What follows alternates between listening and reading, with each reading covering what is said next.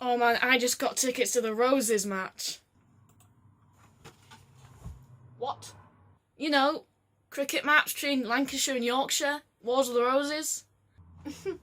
That is not correct. What? You know what's the absolute bane of my existence? Wars of the Roses jokes. They're not funny, they're totally wrong, and they need to stop.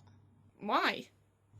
Okay, you want to know how the Wars of the Roses started? Well, Edward III's children couldn't decide who was going to be king. When Edward III died, his grandson Richard II became king, but he was later deposed by Edward's other grandson Henry Bolingbroke, who later became Henry IV.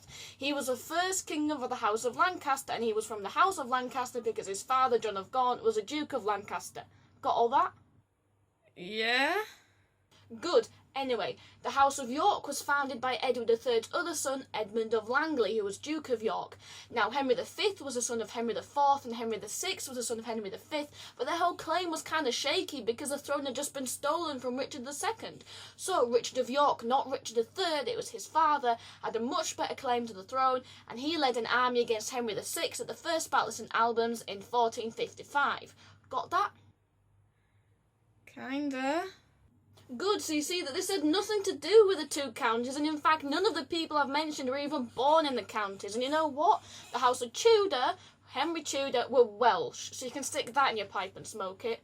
It's just totally ridiculous to think that it was between the two counties, and people genuinely believe it. Look, it's not that deep, okay? It's just a... I haven't finished yet. There are only two major battles in Yorkshire, the Battle of Wakefield and the Battle of Towton. And you know what? What? Most of the people in Yorkshire would have fought for the Lancastrian side. And you know what?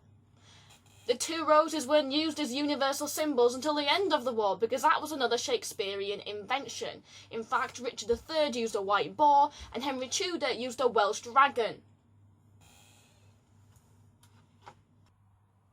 Whatever.